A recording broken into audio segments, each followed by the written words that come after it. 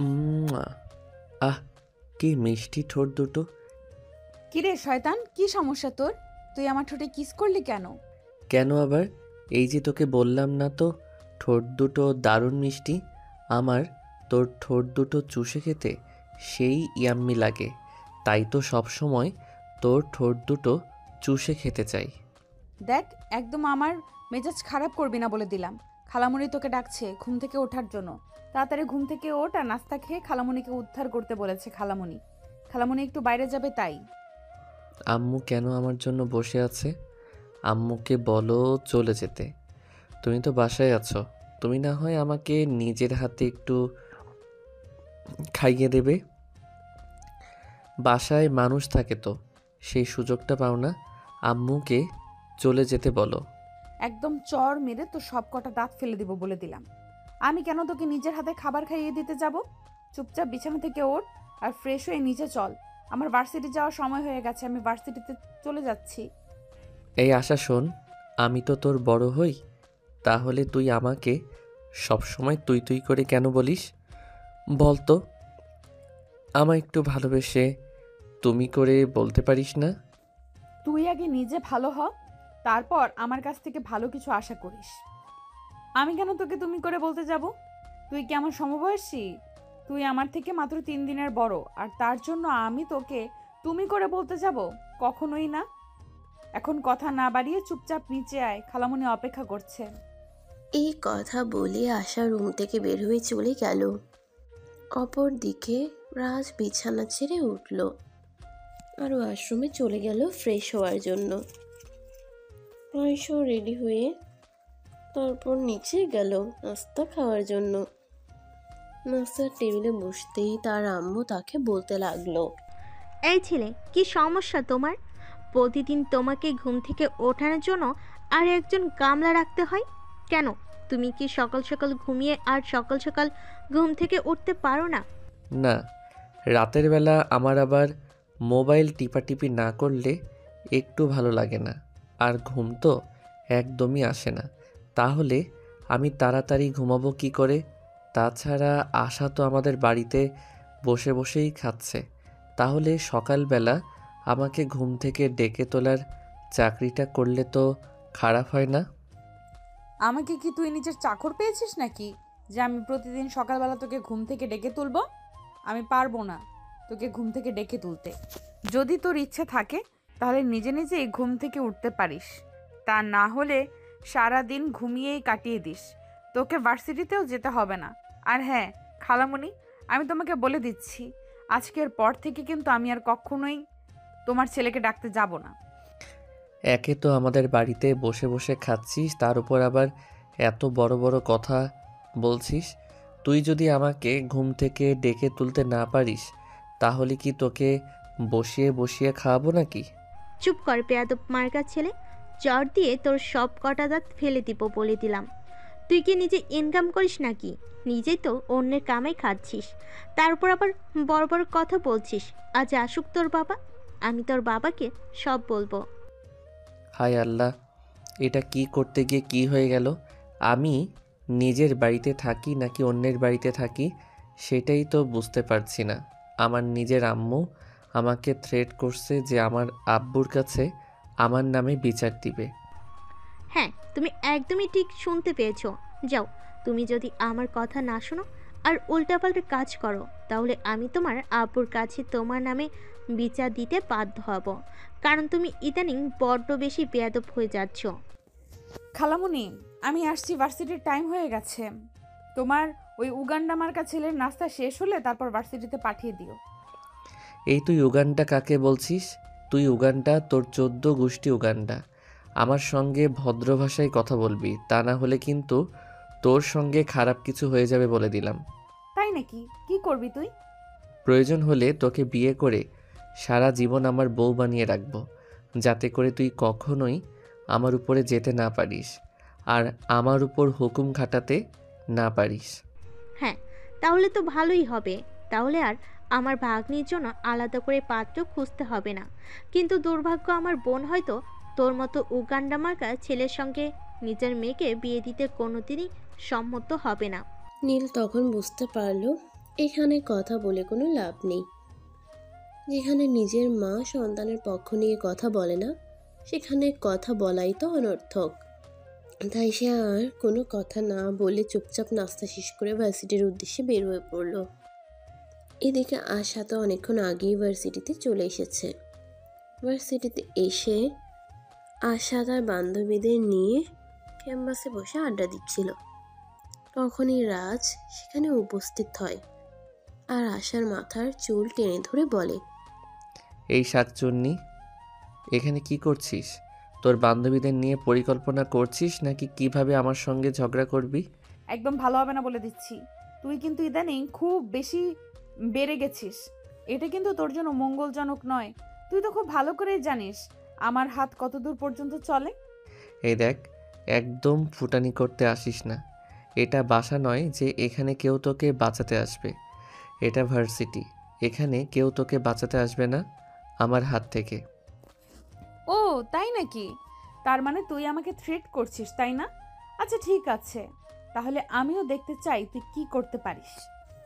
কথাটা শেষ হওয়া মাত্রই রাজ আশাকে একটা চড় মারতে চাইছিল, কিন্তু আশা তাকে সেটা করার সুযোগ না দিয়ে তত করে তার হাতটা ধরে ফেলে আর হাত মোচড় দিয়ে হাতটা ছেড়ে দেয়। আর সঙ্গে সঙ্গে ঠাস ঠাস করে তার দুই গালে দুটো চড় বসিয়ে দিয়ে বলে, আমি আশা করি তুই বুঝতে পেরেছিস আমার সঙ্গে লাগতে আসাটা তোর কর্ম নয়। তাই আজকের পর থেকে কখনো আমার সঙ্গে কথা বলতে আসলেও চিন্তা ভাবনা করে তারপর আসবি। দেখ, তুই যেটা করেছিস একদম খারাপ করেছিস। এর পরিণাম কিন্তু খুবই খারাপ হবে, এটা আমি তোকে বলে দিলাম। এই বলে রাজ সেখান থেকে চলে গেল। ভার্সিটির স্টুডেন্টের সামনে অপমান করা এটা সে কোনোভাবেই হজম করতে পারছে না। ওদিকে ভার্সিটির ছুটি হতে না হতেই রাজ ভার্সিটি থেকে বের হয়ে বাসায় চলে গেল। এদিকে আশা ভার্সিটির গেটের সামনে দাঁড়িয়ে তার জন্য অপেক্ষা করছিল, কারণ প্রতিদিন ভার্সিটি ছুটি হলে রাজ বাইকে করে নেহাকে বাসায় নিয়ে যায়। অপেক্ষা করেই যাচ্ছে, কিন্তু রাজের দেখা মিলছে না। তাই সে বাধ্য হয়ে বাসায় ফোন দিল। আসসালামু আলাইকুম খালামণি, তোমার ছেলে কোথায়? আমি সেই কখন থেকে ভার্সিটির গেটে বাইরে দাঁড়িয়ে অপেক্ষা করছি, কিন্তু তাকে কোথাও দেখতে পাচ্ছি না। কি বলিস তুই এটা? আমার আগে সন্দেহ হয়েছিল, কিন্তু রাজ তো আমাকে বাসে এসে বললো তুই নাকি তোর বান্ধবীদের সঙ্গে ঘুরতে গেছিস আর তাকে নাকি বাসে চলে আসতে বলেছিস। একদম মিথ্যা কথা খালামণি। তোমার ছেলে ভার্সিটিতে এসে আমার সঙ্গে বেয়াদবি করেছে, আমার গায়ে হাত তুলতে চেয়েছিল। আমি তাকে সেটা করতে দেইনি বলে সে আমার সঙ্গে রাগে এসব করছে। আচ্ছা ঠিক আছে, কোনো সমস্যা নেই, তুই একটা অটো নিয়ে বাসে চলে আয়, তারপর ব্যাপারটা আমি দেখছি। আর তার কিভাবে এত বড় দুঃসাহস হয়, সে তোকে বাইরে রেখে নিজে বাসে চলে এলো? আশা তখন আর কোনো কথা না বলে ফোনটা কেটে দিল, আর তারপর একটা অটোতে করে বাসায় চলে এলো। বাসায় এসে দেখতে পেল রাজ নিজেও রুমের দরজা লাগিয়ে উচ্চ শব্দে সাউন্ড বক্স বাজিয়ে গান শুনছে। তখন সে রাজের রুমে বেশ কয়েকবার দরজায় নক করলো, কিন্তু রাজ দরজা খুলল না। তাই সে বিরক্ত হয়ে সেখান থেকে চলে গেল। তারপর ফ্রেশ হয়ে দুপুরের খাবার খেয়ে একটু ঘুমিয়ে পড়ল। যখনই তার ঘুম ভাঙলো, তখনই সে নিজের বুকের উপর কারো নিঃশ্বাস অনুভব করলো। তখনই চোখ খুলে তাকিয়ে দেখলো রাজ তার বুকের উপর শুয়ে আছে। এটা দেখে সে তো একদম ভূত দেখার মতো চমকে গেল আর চিৎকার দিয়ে উঠল।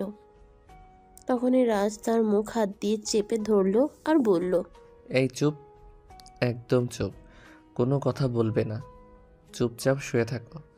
তুই এখানে এলি কি করে? আমি তো দরজা লাগিয়ে ঘুমিয়েছিলাম। আর এই অসভ্যতামের মানে কি? এক্ষুনি আমার উপর থেকে নাম বলছি। নামবো না? আমি তোর বুকের উপর শুয়ে থাকতে তো আমার বেশ ভালোই লাগছে, তাহলে আমি নামবো কেন? আমি তো তোর বুকের উপর শুয়ে শুয়ে তোর হার্টবিট শুনছিলাম। আমার কিন্তু এখন ধৈর্যের বাঁধ ভেঙে যাচ্ছে। তুই চুপচাপ আমার বুকের উপর থেকে নাম, এখান থেকে চলে যা। তা না হলে কিন্তু তোর সঙ্গে খারাপ কিছু হয়ে যাবে, এটা আমি তোকে বলে দিলাম। কি করবি তুই? সবাইকে এটা বলবি যে আমি তোর রুমে ঢুকে তোর উপর শুয়েছিলাম? এতে কি আমার মান ইজ্জত যাবে নাকি তোর? দেখ, তোর যেটা ভালো মনে হয় তুই সেটাই কর, তবে আমি আর যখন তোর রুমে এসেছি আর বারবার আসতেই থাকবো, কারণ তোর বুকের উপর শুয়ে থাকতে কিন্তু সেই লাগে। তুই এক্ষুনি আমার বুকের উপর থেকে নাম বলছি, তা না হলে কিন্তু আমি খালামণিকে সব বলে দিব। এই কথা বলে আশা রাজকে নিজের বুকের উপর থেকে ধাক্কা মেরে নিচে ফেলে দিল। আর রাজ ধাক্কার তাল সামলাতে না পেরে একদম সরে পড়ে গেল। আর তখনই ও মা গো বাবা গো বলে একটা চিৎকার দিল। চিৎকার শুনে রাজের আম্মু কিচেন থেকে দৌড়ে উপরে চলে আসলেন আর আশার রুমের দরজায় নক করতে থাকেন। কি ব্যাপার আশা, কি হয়েছে? তোর রুমে চিৎকারের আওয়াজ শুনতে পেলাম। কই খালামণি, তুমি মনে হয় ভুল কিছু শুনেছ। আমি তো আমার রুমে শুয়ে শুয়ে ঘুমাচ্ছিলাম, তাহলে এখানে চিৎকার করবে কে? হ্যাঁ, হয়তো সেটাও হতে পারে। আসলে এখন তো তোদের নিয়ে অনেক চিন্তা হয়, কারণ দুইটা ছেলে মেয়ে তো সারাদিন সতীনের মতো ঝগড়া করিস। আচ্ছা ঠিক আছে, আমি চলে যাচ্ছি, তুই একবার একটু রান্না করে আসিস। আজ রাতে বাসায় কিছু মেহমান আসবে, তাই একটু আমাকে সাহায্য করবি। আচ্ছা খালামণি, ঠিক আছে, কোনো সমস্যা নেই, তুমি যাও, আমি ফ্রেশ হয়ে এক্ষুনি আসছি। তখন রাজের আম্মু আর কোনো কথা না বলে চুপচাপ সেখান থেকে চলে গেলেন। এদিকে আশা বিছানা থেকে নেমে সোজা ওয়াশরুমে চলে গেল। তারপর ফ্রেশ হয়ে এসে দেখতে পেল রাজ এখনো তার বিছানার উপর বসে আছে। তাই সে রাজকে বলতে লাগলো, এই বেয়াদ্দব, আমার কাছে এলে তুই এখনো এখানে বসে আছিস কেন? নাকি তোর লাজ লজ্জা বলতে কিছুই নেই, আর এখনো এখানে বসে আছিস আমার আরো কঠোর কথা শোনার জন্য? তুই আমাকে আর কিছু নাবি, এই যে তুই আমাকে ধাক্কা দিয়ে ফ্লোরে ফেলে দিয়েছিস, এখন তো কোমরে প্রচণ্ড ব্যথা পেয়েছি, আমার হাঁটতেও কষ্ট হচ্ছে। তুই একটু আমাকে কোলে করে আমার রুমে দিয়ে আয়। ওরে বাবারে, ঢং দেখে আর বাঁচি নাই। শোন, আমাকে এত ঢং দেখাতে আসিস না, তোর এসব ঢং দেখতে আমার একদমই ভালো লাগে না। চুপচাপ এখান থেকে চলে যা, আমি যেন ফের রুমে এসে তোকে আর এখানে দেখতে না পাই। এই কথা বলে আশা বেগম বের হয়ে কিচেনে চলে গেল আর তার খালামণিকে রান্নার কাজে সহযোগিতা করতে বলল। এদিকে দেখতে দেখতে রাত 8টার মতো হয়ে গেল। রান্নার কাজ প্রায় শেষ। তাই আশা খালামণির কাছ থেকে বিদায় নিয়ে নিজের রুমে চলে আসলো পড়াশোনা করার জন্য। সে নিজের পড়া শেষ করে রাতের খাবার খেয়ে ঘুমিয়ে পড়ল। এর পরদিন সকালবেলা যখন ভার্সিটি যাবে, রেডি হয়ে ড্রয়িং রুমে বসে অপেক্ষা করছে রাজের জন্য, কিন্তু রাজ এখনো নিচে আসছে না। তাই সে রাজের আম্মুকে বলল, খালামণি, তোমার ছেলে কি এখনো ঘুম থেকে ওঠেনি নাকি? সে কখন থেকে অপেক্ষা করছে ভার্সিটিতে যাওয়ার জন্য। সে যদি এখনো ঘুম থেকে না ওঠে তাহলে তো ভার্সিটি লেট হয়ে যাবে। একটা কাজ কর, তুই একটা অটোতে করে ভার্সিটিতে চলে যা। আমি আর রাজকে ডাকাডাকি করতে পারবো না। তার যদি ইচ্ছে হয় সে ঘুম থেকে উঠবে, না হলে ঘুম থেকে ওঠার কোনো প্রয়োজন নেই। তার যা ভালো লাগে সে তাই করুক। আচ্ছা ঠিক আছে খালামণি, কোনো সমস্যা নেই। আসলে তোমাকে এই জন্যই বললাম, আমি যদি তোমাকে না বলে ভার্সিটিতে চলে যাই তারপর তো আবার তুমি আমাকে কিছু বলতে পারো, তাই। এ বলে আশা খালামণির কাছ থেকে বিদায় নিয়ে বাসা থেকে বের হয়ে চলে গেল। এদিকে রাজের যখন ঘুম ভাঙলো তখন প্রায় দুপুর 12টার মতো বাজে। সে ঘুম থেকে উঠে মোবাইলটা হাতে নিল। মোবাইল হাতে নিয়ে যখন দেখতে পেল প্রায় 12টা বাজে, তখন সে চিৎকার করে তার আম্মুকে ডাকতে লাগলো, আম্মু, ওই আম্মু, কোথায় তুমি? একটু তাড়াতাড়ি এদিকে আসো তো। কি ব্যাপার, কি হয়েছে? তোর কি সমস্যা? এভাবে সারের মতো চেঁচামেচি করছিস কেন? আমি ষাঁড়ের মতো চেঁচামেচি করছি তাই না? আচ্ছা ঠিক আছে, এখন তুমি আমাকে এইটা বলো যে এখন কয়টা বাজে? এখন কয়টা বাজে সেটা জেনে আমার কোনো কাজ নেই, তাই আমি দেখার বা জানার কোনোটাই প্রয়োজন বোধ করছি না। আম্মু, এখন দুপুর 12টা বেজে গেছে, তুমি আমাকে সকালবেলা ঘুম থেকে ডেকে দাওনি কেন? আমার তো আজ ভার্সিটিতে যাওয়াই হলো না, সামনেই আমার এক্সাম। এখন যদি ভার্সিটিতে না যাই তাহলে প্রিন্সিপাল স্যার আমাকে বকাবকি করবে। তোমার সঙ্গে যেটা হওয়ার উচিত সেটা তো হতেই হবে, কারণ তুমি তো সেটারই যোগ্য। যে ছেলে নিজের ইচ্ছে ঘুম থেকে উঠে ভার্সিটি যেতে পারে না, তাকে কেন আরেকজন ঘুম থেকে ডেকে দিতে যাবে? তোমার ইচ্ছে হলে তুমি নিজের ইচ্ছাতেই ঘুম থেকে উঠে ভার্সিটি যেতে পারো, আর না হলে নাই। আমাদের কোনো মাথা ব্যথা নাই এই ব্যাপারে। রাজ তখন খুব ভালোভাবে বুঝতে পারলো তার আম্মুর সঙ্গে কথা বলে আর কোনো লাভ হবে না, তাই সে কোনো কথা না বলে চুপচাপ বিছানা থেকে নেমে ওয়াশরুমে চলে গেল। তারপর ফ্রেশ হয়ে একটা নতুন শার্ট আর একটা নতুন প্যান্ট পরে বাসা থেকে বের হয়ে চলে যাচ্ছিল। এমন সময় পেছন থেকে তার আম্মু বলে ওঠেন, তো কি ব্যাপার মহাশয়, এভাবে আপনি সেজেগুজে রেডি হয়ে কোথায় যাচ্ছেন একটু বলা যাবে কি? আমার যেখানে ইচ্ছা আমি সেখানে যাচ্ছি, কারণ এই বাড়িতে তো আমার কোনো মূল্য নেই। আমি কাউকে কোনো কথা বলে শোনাতেও পারি না। আমি কোনো কথা বলতে গেলে উল্টে আমাকে আরও কথা শুনতে হয়। তাই ভাবছি নিজেকে একান্ত একটু সময় দিই, যেখানে আমার কারো কথা শোনা লাগবে না। তাহলে একটা কাজ করতে পারিস, তুই তোর নিজের সমস্ত জিনিসপত্র নিয়ে বাসা থেকে চলে যেতে পারিস। তাহলে আর তোকে কেউ কোনো ব্যাপারে বিরক্ত করবে না, আর তোকেও বিরক্ত হতে হবে না। তোর জিনিসপত্রগুলো গুছিয়ে নিতে পারবি নাকি আমাকে সহযোগিতা করতে হবে? আল্লাহ, তুমি আমাকে উদ্ধার করো। এ কেমন ফ্যামিলিতে আমায় জন্ম দিলে? আমি তো সেটাই ভাবতে পারছি না, যেখানে আমার নিজের আম্মুও আমার কথা ভাবে না। এরপর রাজ আর কোনো কথা না বলে চুপচাপ বাসা থেকে বের হয়ে চলে গেল বাইরে একটা ছোট্ট চায়ের দোকানে বসে আড্ডা দিচ্ছে। ঠিক তখনই ভার্সিটি ছুটি হয়ে গেল। আশা একটা অটো রিকশায় করে বাসার দিকে যাচ্ছিল, তখনই রাজ তার পথ আগলে দাঁড়ায় আর রিকশার সামনে দাঁড়িয়ে বলে, এই শাকচুন্নি ডাইনি, কি সমস্যা তোর বল তো আমাকে। রাজ, ভদ্রভাবে কথা বল। এটা বাসা নয়, এটা রাস্তা, আর আশপাশের লোকজন দেখছে। তাই আমি আশা করব তুই এমন কিছুই করবি না যেটা তোর আর আমার দুজনেরই ক্ষতি হবে। এই দেখ, এত ভদ্রতা দেখাতে আসিস না। তোকে আমার চেনা হয়ে গেছে, তুই আমার 7 জন্মের শত্রু। তাই তো তোকে আমি বিয়ে করে আমার ঘরের বউ বানিয়ে রাখতে চাই, যাতে আমার সঙ্গে শত্রুতামি করার সাহস না দেখাতে পারিস।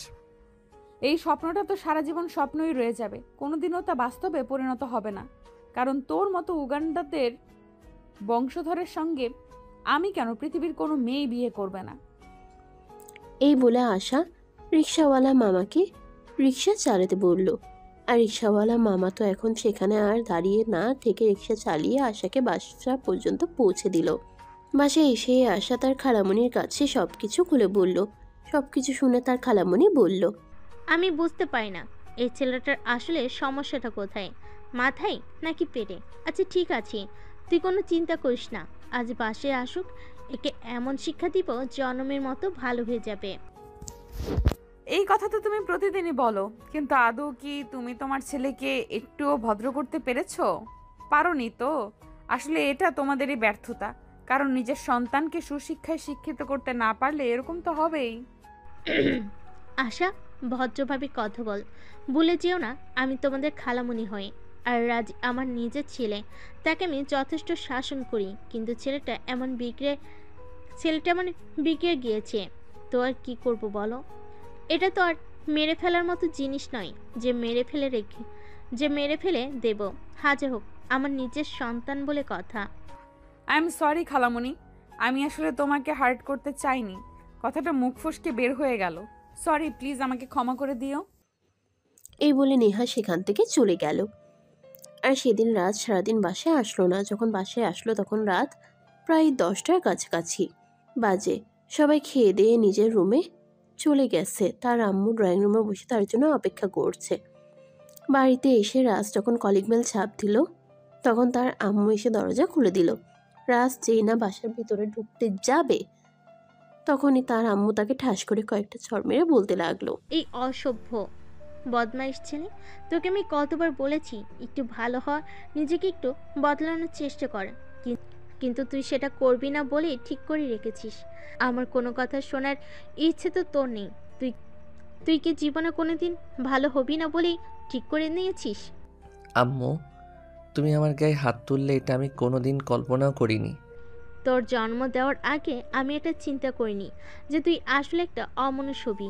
যদি জানতাম তাহলে তোকে জন্মের পরেই গলা টিপে মেরে ফেলতাম। আম্মু, তোমাকে আমি একটা কথা বলতে চাই। দেখো, আসলে আশাকে আমি ভালোবাসি, তাকে আমি বিয়ে করতে চাই, আর সারা জীবন একসঙ্গে থাকতে চাই, তাই তো তার সঙ্গে আমি এরকম করি যাতে সেটা তোমাদের চোখে পড়ে আর তোমরা কিছুটা হলেও আন্দাজ করতে পারো।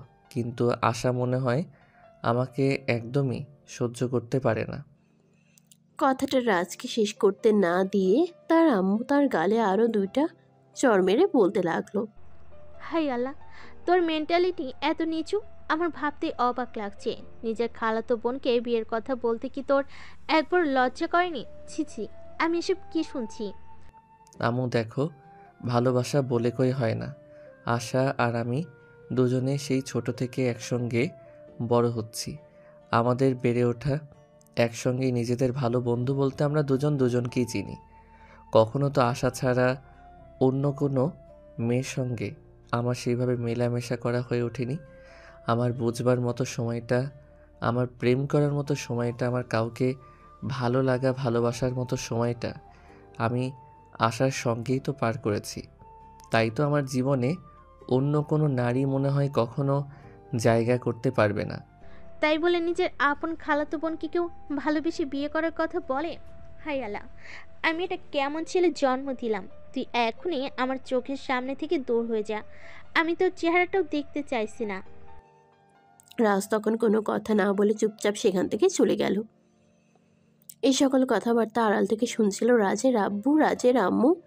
যখন রাজের সঙ্গে কথা বলা শেষ করে রুমে গেল, তখন রাজের আব্বু রুমের দরজাটা বন্ধ করে দিয়ে আস্তে করে রাজের আম্মুর পাশে গিয়ে বসলো আর তাকে বলল, রাজের মা, দেখো, আমি তোমাকে একটা কথা বলতে চাই অ্যাজ এ হাজব্যান্ড হিসেবে। তুমি আবার এত ঢং করে কি বলতে এসেছো? কি বলবে তাড়াতাড়ি বলে ফেলো, আমার আবার এত সময় নেই, ঘুম পাচ্ছে আমার, আমি ঘুমাবো।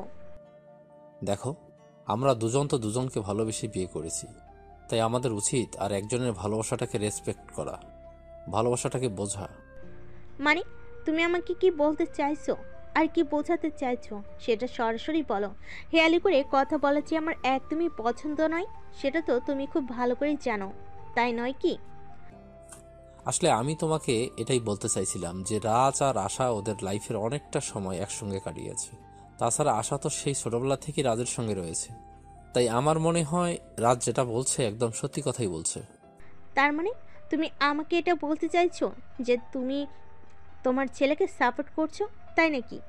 কিন্তু আমি সেটা করতে পারলাম না, কারণ আশারামও আমার আপন মায়ের পেটের বোন, তাকে আমি কোনোদিনও এমন প্রস্তাব দিতে পারবো না। আর সবচেয়ে বড় কথা হলো, আশাকে আমি দেখেছি, আশা তোমার ছেলেকে বরাবরই আপন ভাইয়ের চোখে দেখে, আপন ভাইয়ের চোখে দেখে আসে। কোনোদিনও রাজকে প্রেমিক কিংবা স্বামীর চোখে দেখতে পারবে কিনা সেটা আমার জানা নেই। এই কথা বলে রাজের আম্মু বিছানায় গিয়ে ঘুমিয়ে পড়লো। আর এদিকে বেশ কয়েকদিন সময় কেটে গেল। রাজ আর আশা দুজনেই অনার্স ফাইনাল ইয়ারে এবছর পরীক্ষা দিয়েছে। পরীক্ষা শেষ হয়েছে এই তো 2 দিন হলো। তাই তারা গ্রামের বাড়িতে যাওয়ার জন্য রেডি হচ্ছে। অনেকদিন সে তার বাবা মায়ের সঙ্গে দেখা করে নাই, তাই আশা রেডি হয়ে ড্রয়িং রুমে বসে আছে। তখনই ওর খালামণি সেখানে আসলো আর বলল, আচ্ছা ঠিক আছে, তাহলে তুমি যাও। আর রেজাল্টের সময় কি এখানে আসবে? সেটা আমি সঠিক বলতে পারছি না, কারণ তুমি তো জানোই আমিও তোমার সঙ্গে কি ব্যাপারে কথা বলছি। যদি এই ব্যাপারে আমি এখনো নিশ্চিত নই, কারণ আমার চাকরি করার ইচ্ছা আছে। বিয়ে করে সংসার করার মতো মেন্টালিটি এখনো আমার তৈরি হয়নি। এই কথাটা একটু দূরে থেকেই রাজ শুনছিল। আর তখনই সেখানে এসে তার আম্মুর দিকে তাকিয়ে চিৎকার করে বলতে লাগলো, তার মানে কি আম্মু, তুমি আমার জন্য কিছুই করতে পারবে না? আমার সামনে আমার ভালোবাসার মানুষটা অন্য একজনের হয়ে যাবে? তার মানে কি আম্মু, তুমি আমার জন্য কিছুই করতে পারবে না? আমার চোখের সামনে আমার ভালোবাসার মানুষটা অন্য একজনের হয়ে যাবে, সেটাও আমাকে দেখতে হবে? আমি বুঝতে পারছি না এটা আমি কেমন পরিবারে জন্ম নিলাম। চুপ করো তুমি। তোমাকে আমি তখনও বলেছি আর এখনও বলছি, যেটা তুমি চাইছো বা যেটা আমাকে বলছো সেটা কোনোদিনও সম্ভব নয়। আসলে যদি আমার আপন বোনের মেয়ে না হতো তাহলে আমি বিষয়টা ভেবে দেখতে পারতাম, কিন্তু তুমি সব কিছু জেনে শুনে এরকমটা করতে পারো না। আমরা সবাই মিলে দেখে শুনে তোমাকে বিয়ে করব। আশা যদি আমার জীবনে না আসে তাহলে অন্য কোনো মেয়ের প্রয়োজন নেই আমার জীবনে। তোমাদের যা ইচ্ছে তোমরা তাই করতে পারো, কিন্তু আমি তোমাদের পরিষ্কার জানিয়ে দিয়েছি, আশা ছাড়া অন্য কোনো মেয়েকে আমি কোনো দিনই বিয়ে করব না। খালামণি, আমি চলে যাচ্ছি। আমার মনে হয় তোমার ছেলের মাথায় সমস্যা হয়েছে। আমি চলে যাওয়ার পর তোমরা তোমার ছেলেকে একটু ডাক্তার দেখানোর চেষ্টা করবে। তাতে যদি তোমার ছেলে একটু মানসিক উন্নতি হয়, তা না হলে কিন্তু আমার মনে হয় খুব শীঘ্রই তোমার ছেলেকে নিয়ে পাবনাতে চলে যেতে হবে। আশা, তোমাকে এসব কিছু নিয়ে কোনো চিন্তা করতে হবে না। তুমি নিশ্চিন্ত মনে বাড়িতে ফিরে যাও। তোমার আম্মু সকালে ফোন দিয়েছিল।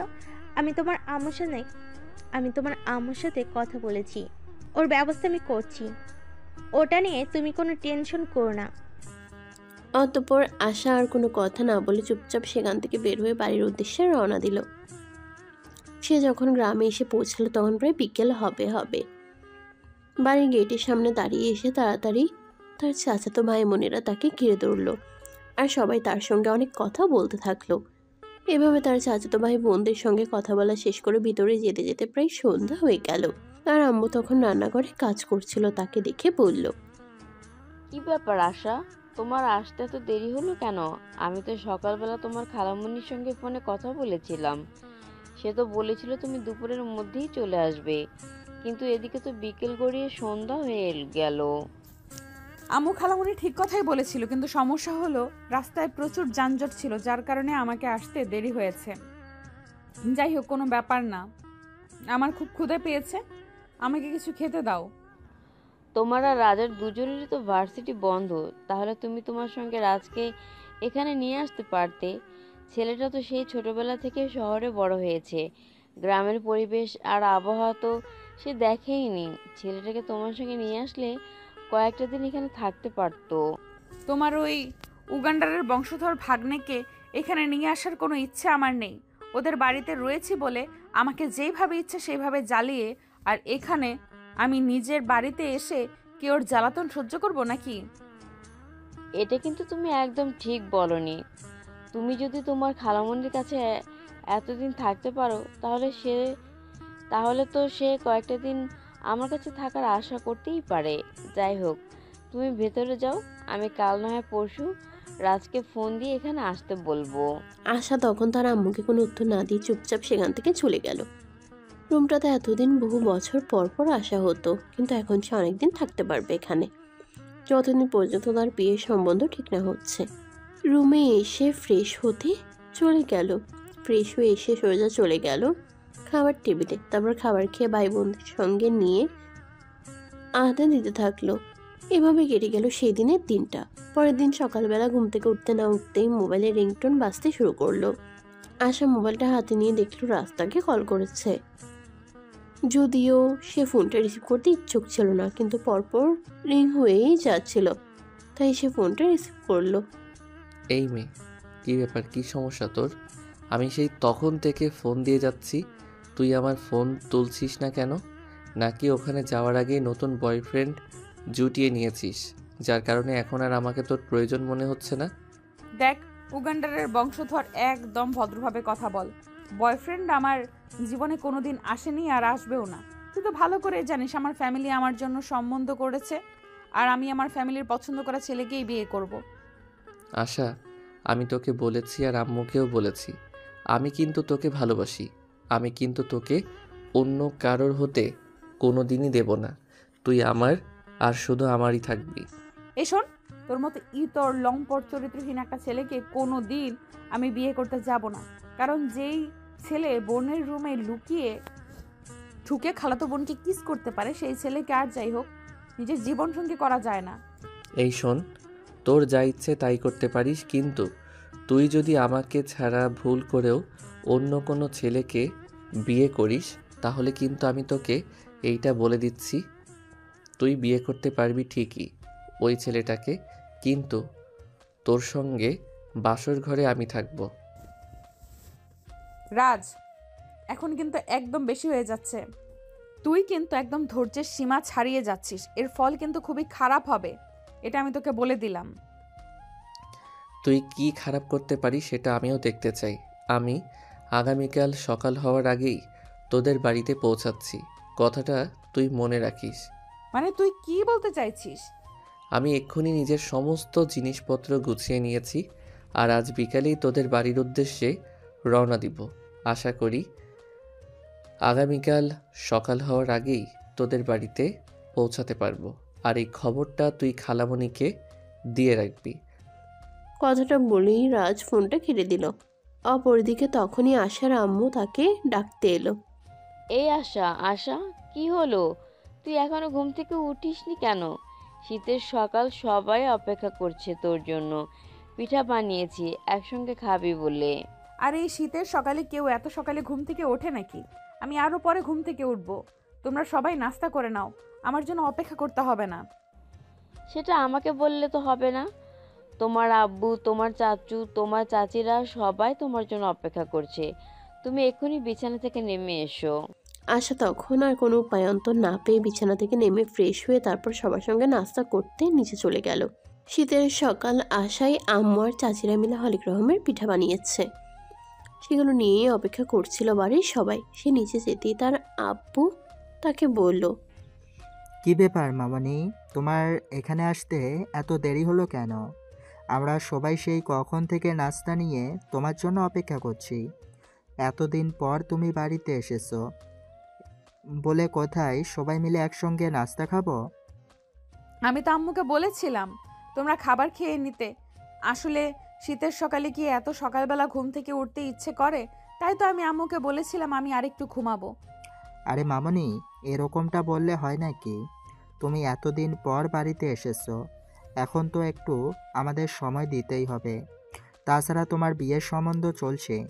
কয়দিন পর যদি তোমার বিয়ে হয়ে যায় তাহলে তো আর তোমাকে পাবো না। তোমরা আমাকে এত তাড়াতাড়ি বিদায় করতে চাইছো কেন বলো তো?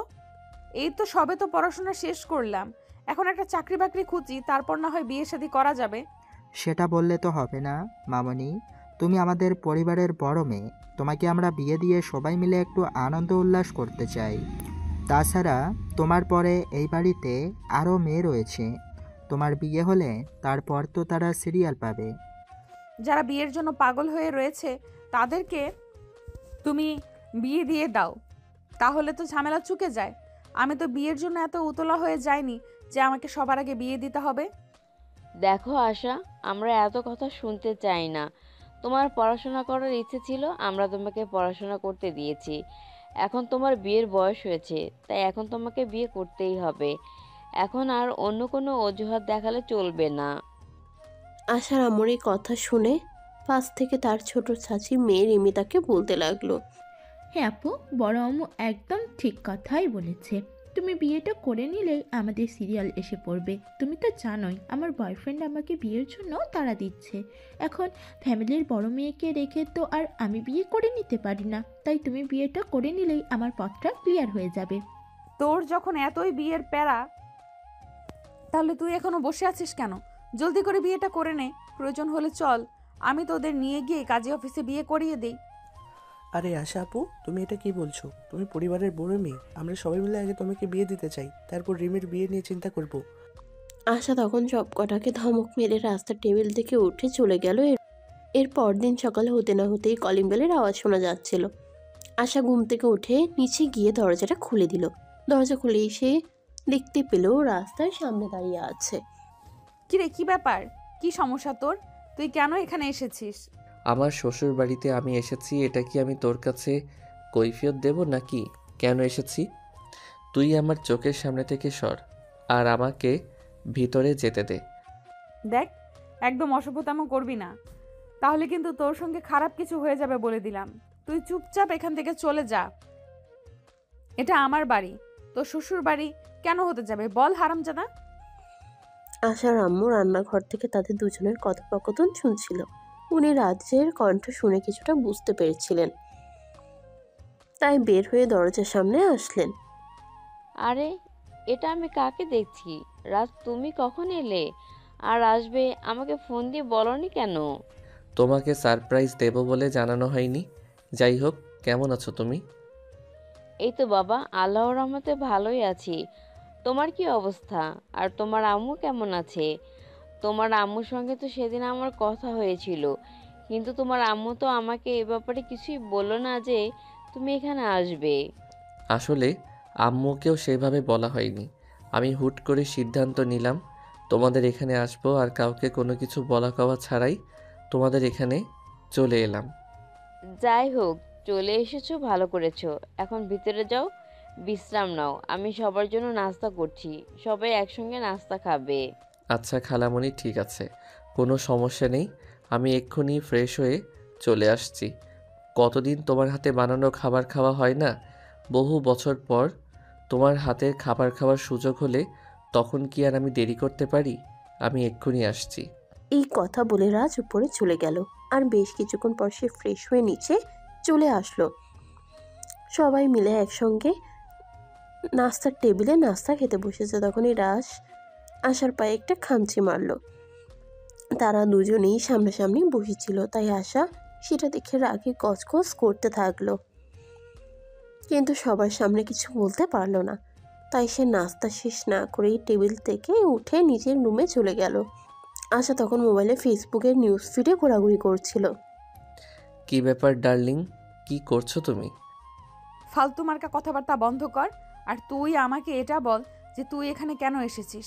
আমি তো তোকে এখানে আসতে নিষেধ করেছিলাম, তারপরও কেন বেহায়ার মতো এখানে চলে এসেছিস? তোকে ছাড়া থাকতে পারছিলাম না, তাই তো তোর কাছে ছুটে চলে এলাম। আমার মনে হয় আমি এখানে আসাতে তুই খুশি হোসনি, তাই না? তুই এখানে আসাতে আমি যে একদম খুশি হইনি সেটা তুই খুব ভালো করেই বুঝতে পেরেছিস। তারপরও তুই কেন বেহায়ার মতো এখানে এসেছিস বলতো? কারণ আমি তোকে ভালোবাসি। তোকে আমি আমার চোখের সামনে অন্য কারো হয়ে যেতে দেব না। যেভাবেই হোক তোকে আমি আমার করেই নিব। তোর মনের এই সুপ্ত আশাটা কোনোদিনও পূরণ হবে না, এটাই আমার বিশ্বাস। কারণ আমি তো তোকে কোনোদিনও বিয়ে করব না, আর আমার ফ্যামিলিও মনে হয় না কোনোদিনও তোর এসব পাগলামির কোনো গুরুত্ব দেবে বলে। শোন ছেলে, আমি লাখে একটা, আমার মতো ছেলে কিন্তু তুই জীবনেও খুঁজে পাবি না। তাই আমাকে বিয়ে করার অপশনটা তুই এভাবে রিজেক্ট করতে পারিস না। এখনও সময় আছে, তুই চিন্তা করে দেখ। আশা তার এইসব কথার কোনো পাত্তা না দিয়ে সেখান থেকে বের হয়ে সোজা বাইরে চলে গেল।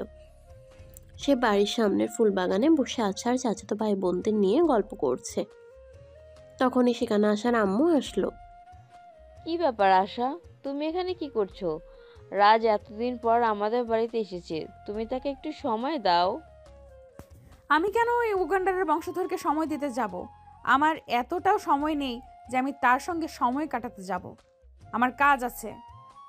আচ্ছা, তোমার কি হয়েছে তুমি প্লিজ বলবে আমাকে? ছেলেটা আসার পর থেকে দেখছি তুমি ছেলেটাকে একদম সহ্য করতে পারো না। সেখানে তুমি কি করছো না করছো সে ব্যাপারে তো আমি কিছুই জানি না, কিন্তু ছেলেটা এখন আমাদের বাড়িতে বেড়াতে এসেছে। তোমার উচিত ছেলেটার সঙ্গে ভালো ব্যবহার করা। পারবো না আমি তার সঙ্গে ভালো ব্যবহার করতে, কারণ আমি যতদিন তাদের বাড়িতে থেকেছি ততদিন সে আমাকে একটু রেসপেক্ট করেনি। সব সময় আমার সঙ্গে অসভ্যতামই করেছে। আমি কেন এখন তার সঙ্গে ভালো ব্যবহার করতে যাব? আশার আম্মু তখন আর কোনো কথা না বলে চুপচাপ সেখান থেকে চলে গেল। এদিকে দেখতে দেখতে বিকেল হয়ে এলো। আশা তখন ছাদে তার ফুল গাছগুলোতে পানি দিচ্ছিল। তখনই রাজ সেখানে আসলো আর আশাকে বলল, আচ্ছা চলো না একটু বাইরে থেকে ঘুরে আসি। তোমাদের এখানে এসেছি আর তুমি তোমাদের এলাকাটা ঘুরে দেখাবে না? তোর যদি এতই ঘুরে দেখার ইচ্ছে থাকে তাহলে তুই নিজে ঘুরে দেখে আসতে পারিস। আমাকে কেন বলছিস? আমি তোকে নিয়ে কোথাও যেতে পারবো না। আর ঘুরতে যাওয়া তো অনেক দূরের কথা, তুই এটা দুঃস্বপ্নও ভাবিস না। নিজের হবু জামাইকে নিয়ে ঘুরতে যেতে তোমার সমস্যা কোথায়? চলো না একটু ঘুরে আসি। রাজের এই কথায় আশা খুব রেগে গেল। ঠাস করে রাজের গালে একটা চড় বসিয়ে দিয়ে বলতে লাগলো, এটাই আসলে তোর প্রাপ্য ছিল। তুই তো একটা নির্লজ্জ বেহায়া। আমার কাছে এলে তোকে এত কথা বলি তাও তোর লজ্জা হয় না। বেহায়ার মতো একটা কথা তুই বারবার বলতেই থাকিস। আশা করি আজকের পর আর এমন কিছু করার সাহস পাবি না। কে বলছে তোমারে আমি সাহস পাবো না? রাগ আর অভিমান হোক, তোমার ছোঁয়া তো পেয়েছি, সেটাকে আমি আমার তোমার ভালোবাসা বলে চালিয়ে নেব। জীবনে বেহায়া ছেলে বহুত দেখেছি, কিন্তু তোর মতো বেহায়া ছেলে আমি আমার সারা জীবনে একটাও দেখেছি বলে মনে হয় না। তুই আসলে একটা বেহায়া। আশা তখন আর কোনো কথা না বলে সেখান থেকে চলে গেল। আর রাজ তখনও আশার চাচাতো ভাই বোনদের সঙ্গে বসে সেখানেই গল্প করতে লাগলো। তখনই আশার চাচাতো ভাই রাজকে বলে, ভাইয়া আমার মনে হয় আপুর পেছনে টাইম ওয়েস্ট করে আপনার কোনো লাভ হবে না, কারণ আমাদের ফ্যামিলির মেয়েরা প্রেম ভালোবাসা ওসব খুব একটা বিশ্বাস করে না। রিমির সম্পর্ক করে সেটা অন্য কথা, কারণ সে ছোটবেলা থেকেই প্রেমে বিশ্বাসী ছিল। সমস্যা নেই, চিন্তা করো না, আমি তোমাকে কথা দিচ্ছি। তোমার বোন আশাকে আমি আমার ঘরের বউ বানিয়েই ছাড়বো। সে যে যাই বলুক আর যত চেষ্টাই করুক না কেন, আমি কিন্তু কোনোভাবেই তোমার বোন আশাকে অন্য কারো হতে দেব না। আচ্ছা ভাইয়া, ঠিক আছে, আপনার জন্য শুভকামনা রইল। যদি আমি জানি না আপনার মনের আশা কোনো দিন পূর্ণ হবে কি না, কারণ আশা আপু ছোটোবেলা থেকেই এক কথা, মানুষের যখন কোনো একটা সিদ্ধান্ত নেয় কেউ তাকে সেই সিদ্ধান্ত থেকে পিছু হটাতে পারে না। তারপরে যদি আপনি সেটা করতে পারেন তাহলে মনে করব আপনি পৃথিবীতে অন্যরকম এক পুরুষ, যাকে কিনা সম্পূর্ণ আলাদাভাবে সৃষ্টি করা হয়েছে। ঠিক আছে, তাহলে অপেক্ষা করতে থাকো আর দেখতে থাকো আমি কি করি আর কি করতে পারি। এরপর চলে গেল আরও 2 থেকে 3 দিন। আজ আশাকে তার বাবার পছন্দ করা ছেলে দেখতে আসবে, তাই সকাল থেকেই বাড়িতে তোড়জোড় চলছে। আশার আম্মু সকালবেলা থেকে রান্নাঘরে, সেই সঙ্গে তার চাচিরাও সবাই মিলে বাড়িঘর পরিষ্কার করছে, গুছাগুছি করছে।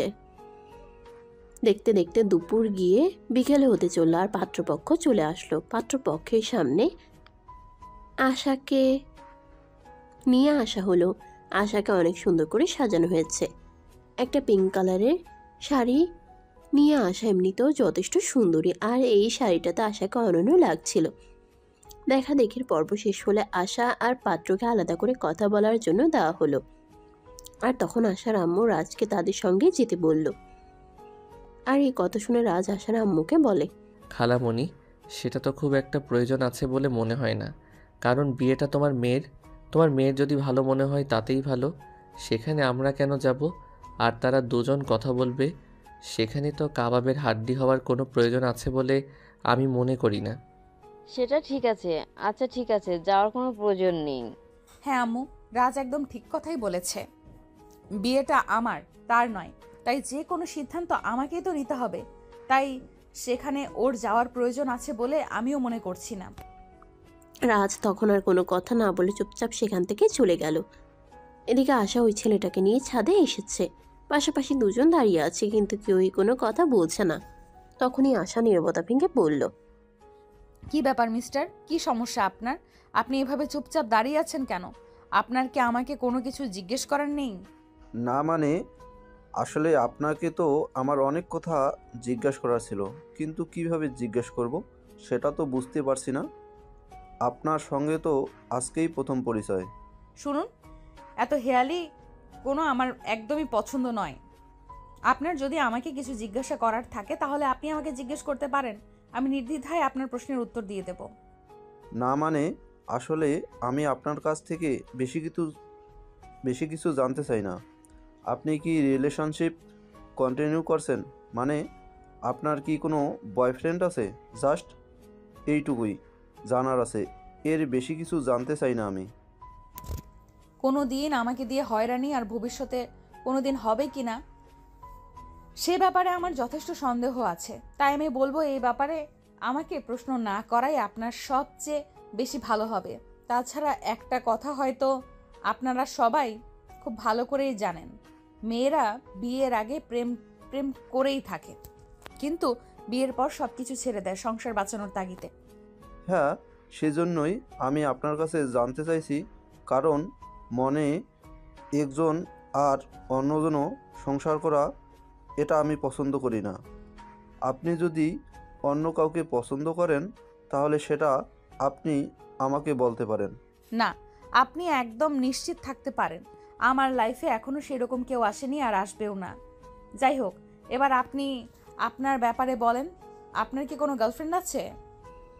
আশার কথা শুনে রাজীব আশাকে কিছু বলতে চাইছিল, কিন্তু রাজীবকে সেই কথা বলার সুযোগ না দিয়ে রাজ সেখানে এসে উপস্থিত হলো।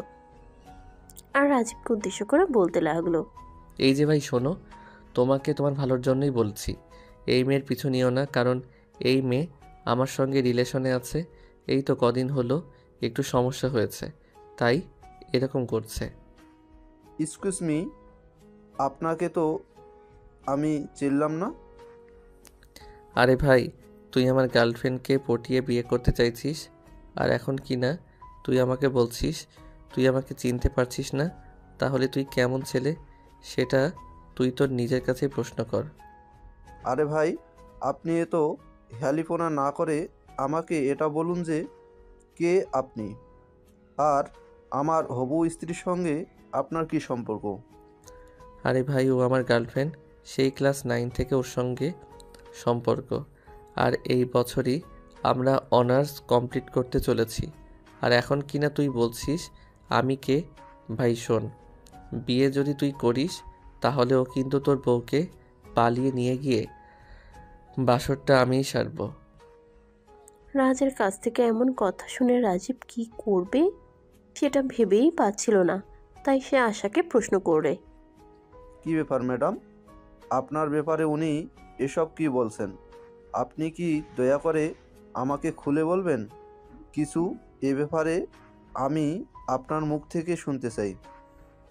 আরে আপনি এর কথা একদম বিশ্বাস করবেন না, এর মাথায় সমস্যা আছে, সব সময় এরকম উল্টাপাল্টা বকে। আরে ডার্লিং, তুমি এরকম কেন করছো? তোমার সঙ্গে তো আমার সেদিন একটু ঝামেলা হলো, আর তার জন্য তুমি আমাকে ফেলে অন্য কাউকে বিয়ে করে নেবে এমনটা হতে পারে নাকি? তুমি ওকে বলে দাও যে তুমি আমাকে ভালোবাসো।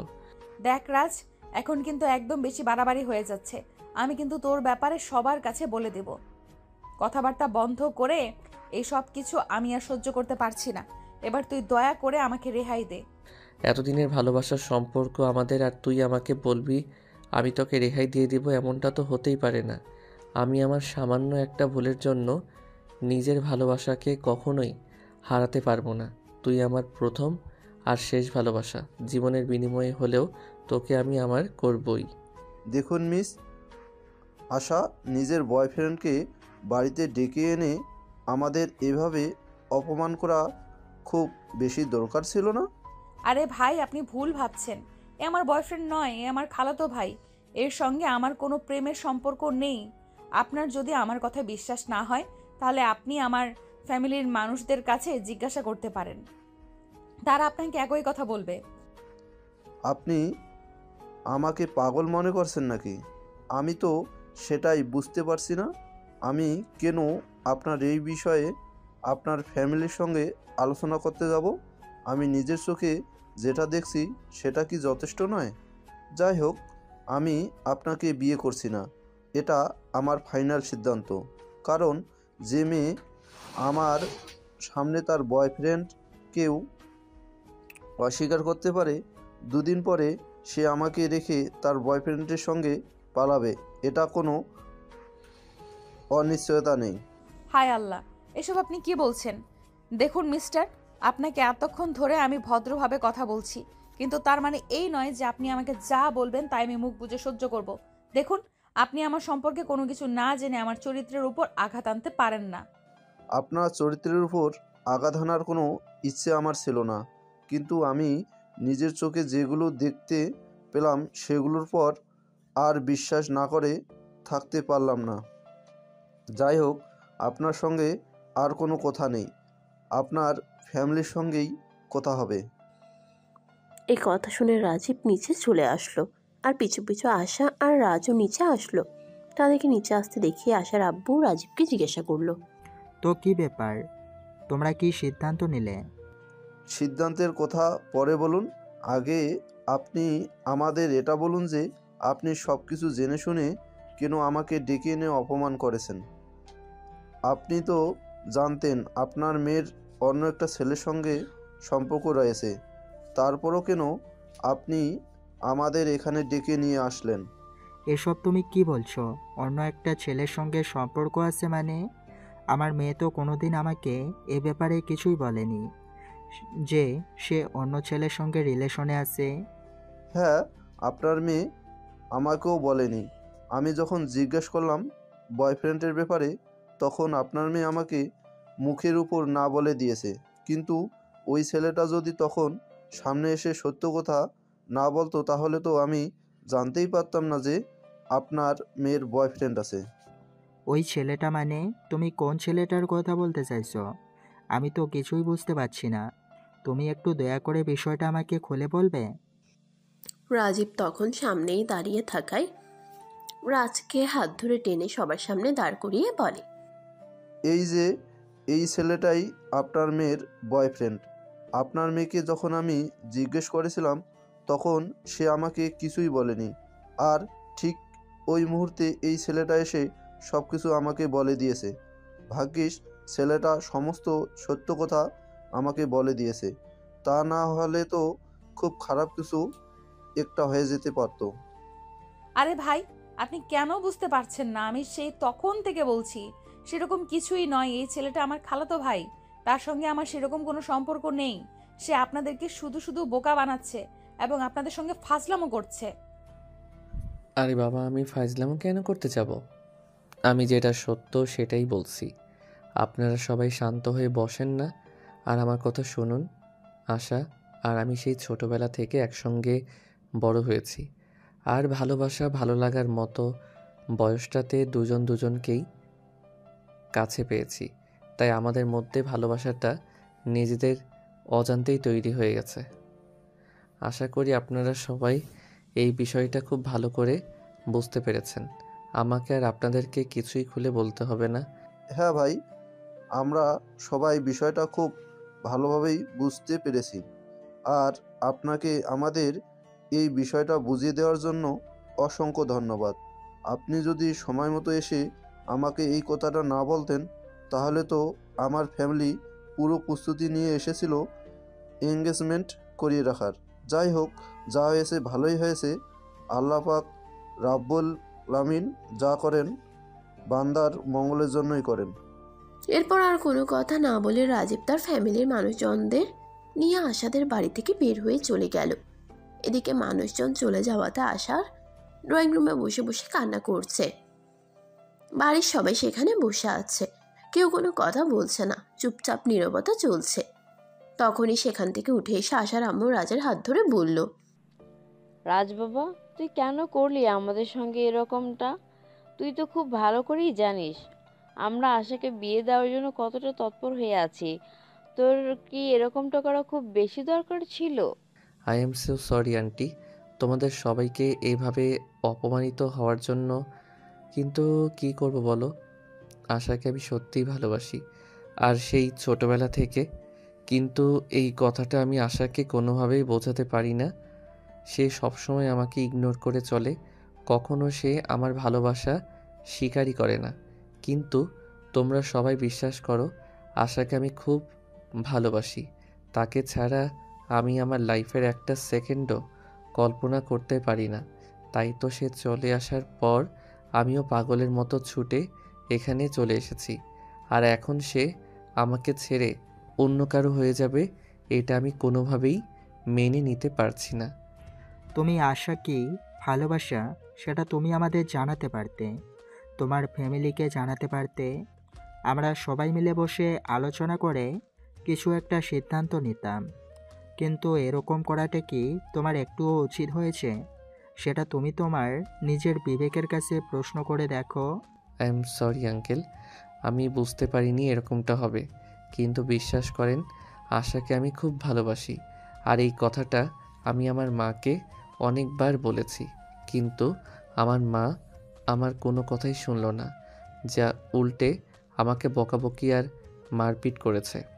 আমার মা আমাকে এমনও বলেছে যদি আমি আশাকে ভুলে না যাই, তাহলে সে আমাকে সন্তান হিসেবে স্বীকার করতে ভুলে যাবে। কিন্তু ভালোবাসার কাছে সব কিছুই হার মানে, সেটা তো আপনারা সবাই জানেন। তাই আশাকে আমি ভালোবাসি বলে সব কিছু ফেলে এইভাবে এখানে চলে এসেছি, কারণ আশাকে আমার লাগবেই, পুরো পৃথিবীর বিনিময়ে হলেও। এই কুত্তার বাচ্চা, তোকে কি আমি কোনোদিনও বলেছি যে আমি তোকে ভালোবাসি? তুই কেন এইভাবে বেহায়ার মতো আমার পেছনে পড়ে আছিস? কেন আমার ফ্যামিলিকে এইভাবে অপমান করেছিস? আশা, তুমি তোমার মুখটা বন্ধ করো, এখানে আমরা কথা বলছি। তোমাকে কথা বলতে বলা হয়নি। আমরা যখন সবাই তোমার বিয়ের সম্বন্ধ নিয়ে ব্যস্ত ছিলাম, তখন তোমার এই কথাটা আমাদেরকে জানানো উচিত ছিল যে রাজ তোমাকে পাগলের মতো ভালোবাসে। তাহলে আমরা এইসব কিছু করতাম না। বিকজ রাজ যথেষ্ট ভালো একটা ছেলে, আর সে তোমাকে অনেক ভালো রাখবে, এটা আমি বিশ্বাস করি। আব্বু, ও ভালোবাসে, তাতে কি করার আছে? কি যায় আসে? আমি তো ওকে ভালোবাসি না, তাহলে আমি কেন ওর কথা মেনে নেব আর ওকে বিয়ে করব? কখনোই না। আমি ওরে কোনো দিনই বিয়ে করতে পারবো না। তোমরা ওরে এখান থেকে বিদায় করে দাও। আশা, তুই আমাকে যত অপমান আর অপদস্থই করিস না কেন, আমি যখন একবার এখানে এসেছি তখন আমি তোকে ছাড়া এখান থেকে কোনোভাবেই যাব না। আমার নিজের জীবনের বিনিময়ে হলেও তোকে এখান থেকে নিয়ে তারপর যাব। দেখ রাজ, আমার কিন্তু এখন খুবই মেজাজ খারাপ হচ্ছে। তুই আমার চোখের সামনে থেকে দূর হ। তোর চেহারাটাও দেখতে চাইছি না। তোর জন্য আজ আমার পুরো ফ্যামিলিকে আমার চোখের সামনে অপদস্থ হতে হয়েছে। তুই বুঝতে পারছিস না তুই কি করছিস? এই কথা বলার পর রাজ যখন সেখান থেকে যাচ্ছিল না তখন আশা সেখান থেকে চলে গেল। আসলে এরকম একটা ঘটনা ঘটবে এটা ফ্যামিলির কেউ কল্পনাই করেনি। যদি তারা এটা জানতো তাহলে হয়তো আজ এরকম পরিস্থিতির মুখোমুখি হতে হতো না। আশা নিজের রুমে এসে রুমের দরজা বন্ধ করে কান্না করছে। এদিকে আশার আব্বু রাজকে বলল, রাজ, তোমাদের এই সম্পর্ক আমাদের দুই ফ্যামিলির অন্য কেউ মেনে না নিলেও আমি মেনে নিয়েছি। তুমি আশার রুমে যাও আর ওর সঙ্গে কথা বলো, নিজেদের মধ্যে ঝামেলাটা মিটিয়ে নেওয়ার চেষ্টা করো। Okay uncle, thank you so much. অন্য কেউ না বুঝলে আপনি বুঝতে পেরেছেন, এটাই আমার জন্য যথেষ্ট। এবার রাজ সেখান থেকে সোজা আশার রুমের সামনে চলে গেল। অনেকবার রুমের দরজায় নক করলো, কিন্তু আশা কোনোভাবেই দরজা খোলে না। কারণ সে খুব ভালো করেই জানতো এই মুহূর্তে রাজ ছাড়া তার রুমে আর কেউ আসবে না। তাই সে দরজা বন্ধ করেই ব্যালকনিতে গিয়ে বসে রইল। তখনই হঠাৎ সে দেখতে পেল রাজ ওয়াশরুমের পাইপ দিয়ে উপরে উঠে আসছে। এটা দেখে আশা অনেকটাই ক্ষেপে গেল আর রাজকে বলল, কি ব্যাপার, কি সমস্যা তোর? তুই এইভাবে আমার পেছনে পড়েছিস কেন? তোকে না বললাম তুই আমাদের বাড়ি থেকে চলে যা, আমি তোর চেহারাটাও দেখতে চাই না। কিন্তু তারপরও তুই ওয়াশরুমের পাইপ বেয়ে কেন উপরে উঠছিস? আরে বাবা, আগে আমাকে উপরে উঠতে দে, তারপর আমি তোর সব প্রশ্নের উত্তর দিচ্ছি। এখানে দাঁড়িয়ে কথা বলতে গেলে যদি এখান থেকে হাত ফসকে পড়ে যাই তাহলে তো আমার কোমর ভেঙে যাবে, তখন আবার হসপিটালে তোকেই দৌড়াদৌড়ি করতে হবে। আচ্ছা ঠিক আছে, এবার বল কি সমস্যা তোর? তুই কেন আমার কাছে এসেছিস? আমি তো রুমের দরজা বন্ধ করে এখানে এসে বসে আছি যাতে তুই আমাকে কোনো বিরক্ত করতে না পারিস। তুই আগে আমাকে এটা বল, তুই রুমের দরজা কেন বন্ধ করেছিস? তুই জানিস না আমি তোকে ভালোবাসি, তোকে ছাড়া আমি এক মুহূর্ত থাকতে পারবো না। আর সেখানে তুই যদি আমাকে ছেড়ে অন্য কাউকে বিয়ে করে নিস তাহলে আমি কি করে বাঁচবো তুই আমাকে বল। শোন রাজ, তোকে আমি আগেও বলেছি আর এখনো বলছি, ভালোবাসা কখনোই একতরফা হয় না। ভালোবাসতে গেলে দুজনকে সমানভাবে বাসতে হয়, তা না হলে সেই ভালোবাসার কোনো ভ্যালু থাকে না। তুই আমাকে ভালোবাস, তোকে ভালোবাসতে কে নিষেধ করেছে? শোন, বিয়ে করার জন্য আর 5টা ছেলের মধ্যে যা রয়েছে আমার মধ্যেও তাই রয়েছে। আমি তোকে সুখে রাখতে পারবো, তুই আমার উপর এইটুকু ভরসা রাখতে পারিস? শোন, পৃথিবীতে আমি কেন, কোনো মেয়েই তোর মতো বেকার ভণ্ড আর বদমাইশ মার্কা একটা ছেলেকে বিয়ে করবে না। আরে তুই আমাকে বেকার কেন বলছিস? এই তো সবে পড়াশোনা শেষ করলাম, এখন আমি আমার বাবার ব্যবসা দেখাশোনা করব। তাছাড়া তুই খুব ভালো করেই জানিস আমার বাবার পরে বাবার সমস্ত সম্পত্তির একমাত্র উত্তরাধিকারী হলাম আমি। তাহলে আমি বেকার হলাম কি করে? তুই আমার কাছে কি চাস এক্স্যাক্টলি সেটা আমাকে বলবি? আমি তোর এইসব নির্যাতনা সহ্য করতে পারছি না। দয়া করে তুই আমাকে মুক্তি দে, আমি তোর থেকে মুক্তি চাই। তুই আমাকে বিয়ে করে নে, তাহলে আমি তোকে সারা জীবনের জন্য মুক্তি দিয়ে দেব। তোকে আর কখনোই বিরক্ত করব না, আই প্রমিস। আমারে পাগলে পাইছে না, বুকে ধরছে যে আমি তোকে বিয়ে করতে যাব আর তুই সারা জীবন আমাকে জ্বালাতন করবি? কখনোই না, আমি তোকে কোনো দিনই বিয়ে করব না, মরে গেলেও না। দেখ আশা, আঙ্কেল কিন্তু তোকে আর আমাকে বিয়ে দিতে রাজি হয়েছেন, তাহলে তুই কেন রাজি হচ্ছিস না সেটা বল আমাকে। শোন, পৃথিবীর কোনো ইতিহাসে এটা লেখা নেই যে তোকে আমার বিয়ে করতে হবে, তাই তোকে বিয়ে করার কোনো বাধ্যবাধকতা নেই। এই বলে আশা সেখান থেকে চলে গেল। একদম বাড়ি থেকে বের হয়ে পুকুর ঘাটে গিয়ে তখনই আশার আব্বু সেখানে আসলো আর তার পাশে বসতে লাগলো। মামনি, আমি তোমার সঙ্গে কিছু কথা বলতে চাই। তুমি রাজের ব্যাপারে ছাড়া অন্য যে কোনো ব্যাপারে আমার সঙ্গে কথা বলতে পারো, আমি সব ব্যাপারে তোমার সঙ্গে কথা বলতে প্রস্তুত, কিন্তু রাজের ব্যাপারে আমি কোনো কথা বলতে চাই না। আমি তোমার সঙ্গে রাজের ব্যাপারে কথা বলতে চাই, আর আমার সমস্ত কথা তোমাকে শুনতেই হবে, কারণ রাজ যথেষ্ট ভালো একটা ছেলে। তুমি ছোটবেলা থেকে তার সঙ্গে বড় হয়েছো। সে তোমাকে যতটা বুঝবে, অপরিচিত একটা ছেলে তোমাকে কখনোই এতটা বুঝবে না। তাছাড়া রাজের ব্যাপারে আমি যথেষ্ট কনফিডেন্স নিয়ে বলতে পারি, সে তোমায় ভালোবাসে আর ভালো রাখবে।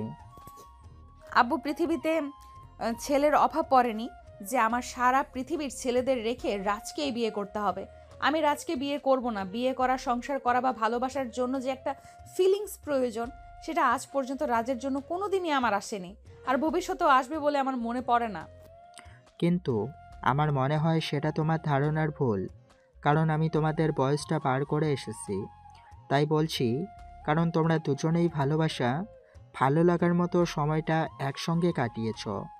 তাই কোথাও না কোথাও তোমাদের একটু হলেও দুর্বলতা আছে। তাই আমি সব কিছু চিন্তা ভাবনা করে সিদ্ধান্ত নিয়েছি, তোমাকে রাজের সঙ্গেই বিয়ে দেব। আব্বু, তোমাদের সবার মাথা খারাপ হয়ে গেছে। আমি রাজকে কোনোদিনই বিয়ে করব না। সে তোমরা আমাকে যাই বলো আর যাই করো, প্রয়োজন হলে আমি তোমাদের সবাইকে ছেড়ে অনেক দূরে চলে যাব, যেখানে তোমরা আমার ছায়াটা পর্যন্ত খুঁজে পাবে না। অতঃপর আশা তার আব্বুকে আর কোনো কথা বলার সুযোগ না দিয়ে সেখান থেকে চলে গেল। এদিকে আশার আব্বু বাড়ির ভিতরে এসে রাজের আম্মুকে ফোন করলো। আসসালামু আলাইকুম দুলাভাই, কেমন আছেন? হঠাৎ এতদিন পর কি মনে করে? আপনি তো ব্যস্ত থাকেন, সচরাচর আমাদের কাউকেই ফোন করেন না। ওয়ালাইকুম আসসালাম। এই তো আলহামদুলিল্লাহ, আল্লাহর অশেষ রহমতে ভালোই আছি। তোমাদের সঙ্গে একটু জরুরি দরকার ছিল। তুমি কি রাজের আব্বুকে নিয়ে একবার আমাদের বাড়িতে আসতে পারবে? আসলে আমি 1 সপ্তাহে ছুটিতে এসেছি, তাই তোমাদের সঙ্গে একবার দেখা করতে মন চাইল। তাছাড়া তোমাদের সঙ্গে একটু জরুরি বিষয়ে কথা বলতে চাই। কি ব্যাপার দুলাভাই, কিছু হয়েছে নাকি? খুব বেশি জরুর হলে আপনি ফোনে বলতে পারেন, আমি শুনেছি। বিষয়টা খুবই জরুরি, কিন্তু ফোনে বলা যাবে না। তুমি রাজের আব্বুকে নিয়ে আগামীকালকেই পারলে আমাদের এখানে চলে এসো, তারপর সামনাসামনি বসে কথা বলতে চাই। আমি শুনছি। আচ্ছা দুলাভাই, ঠিক আছে, কোনো সমস্যা নেই। রাজা আপু বাড়িতে আসুক, আমি ওনার সঙ্গে কথা বলে আপনাকে রাতে জানাচ্ছি।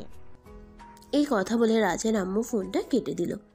আর সেদিন রাত্রে বেলা রাজের আব্বু যখন বাসায় আসলো, তখন তিনি রাজের আব্বুকে সবকিছু খুলে বললেন।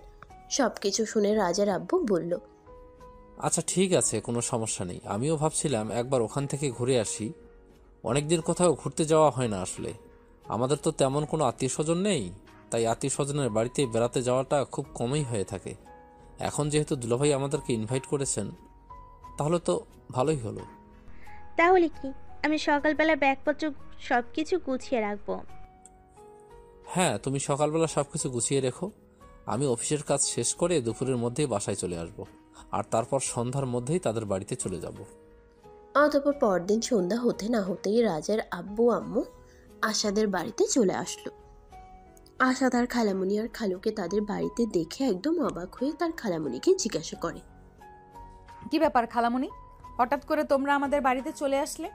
আমি তো কিছুই বুঝতে পারছি না, আসলে কি হচ্ছে আমাদের বাড়িতে? হ্যাঁ, সেটা তো আমিও বুঝতে পারছি না। কালকে তোমার আব্বু হঠাৎ করে ফোন দিল আর আমাদের দুজনকে এখানে আসতে বললো, কারণ জিজ্ঞেস করলে তোমার আব্বু আমাদের দুজনকেই বললো না। এইভাবে হুট করে চলে আসলাম। আচ্ছা ঠিক আছে, তোমরা ভেতরে গিয়ে বিশ্রাম নাও। আব্বু একটু বাইরে গেছেন, এলাকার কারো সঙ্গে দেখা করতে হয়তো। আচ্ছা ঠিক আছে, কোনো সমস্যা নেই। তোমার আম্মু কোথায়? তোমার আম্মুকে বলে দাও আমরা চলে এসেছি, আর তোমার আঙ্কেলকে রুমে নিয়ে যাও। অতঃপর রাত 8টার দিকে আশার আব্বু বাসায় আসলো আর সবাই মিলে একসঙ্গে রাতের খাওয়া দাওয়া সেরে নিল। সবাই যখন ড্রয়িং রুমে উপস্থিত হলো, তখন রাজের আম্মু আশার আব্বুকে উদ্দেশ্য করে বলল, কি ব্যাপার দুলাভাই, কি হয়েছে? এবার তো আপনি আমাদেরকে এ ব্যাপারে কিছু বলুন। আমাদের তো আর তর সইছে না, অনেক টেনশন হচ্ছে। আরে বাবা, এত টেনশন করার কিছুই নেই। আমি তোমাদেরকে টেনশন করার মতো কিছুই বলবো না। আসলে আমি তোমাদের সঙ্গে একটা গুরুত্বপূর্ণ বিষয় আলোচনা করতে চাই, আমার মেয়ে আর তোমাদের ছেলের বিষয়ে। ও, তাহলে এবার আমার ছেলে আপনাদের এখানে এসেও কোনো অঘটন করতে গেছে, তাই না? এই জন্যই আমি ওকে আসতে দেইনি। আর সে আমাকে না জেনে চুপিসারে এখানে চলে এসেছে। আমি জানতাম তো এখানে এসে একটা অঘটন ঘটাবে। কথাগুলো এক নিঃশ্বাসে রাজের আম্মু বলল। আর সেই সব কিছু শুনে আসার আব্বু রাজের আম্মুকে উদ্দেশ্য করে বলল, দেখো, আমি তোমাকে সে ব্যাপারে কিছুই বলতে চাই না। আমি আশার আর রাজের বিয়ের ব্যাপারে কথা বলতে চাই। আমি সিদ্ধান্ত নিয়েছি আশাকে রাজের সঙ্গেই বিয়ে দেব। আপনি সত্যি বলেছেন দুলাভাই। তাহলে কি আমার মনের আশাটাও পূরণ হতে যাচ্ছে? আমি আশাকে সেই ছোটবেলা থেকে নিজের মতো মনে করতাম, আর আপনি আশাকে আমার বাড়ির বউ বানিয়ে পাঠানোর কথা বলছেন। এটা তো আমাদের জন্য খুবই খুশির খবর। হ্যাঁ দুলাভাই, এটা আমাদের জন্য খুবই খুশি খবর।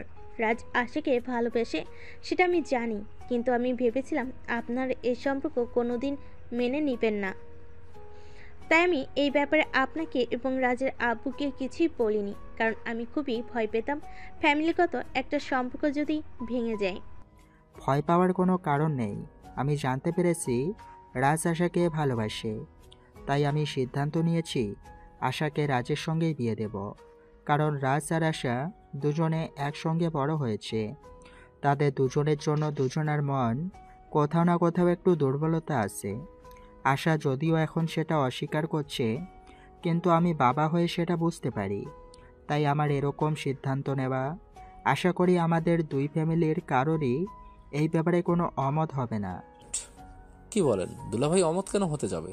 আমরা ছোটবেলা থেকেই আশাকে নিজের মেয়ের মতো মনে করি, আর আশা কি আমাদের বাড়ির বউ বানাতে পারলে আমাদের খুবই ভালো লাগবে। এ ব্যাপারে কেন আমাদের অমত থাকবে?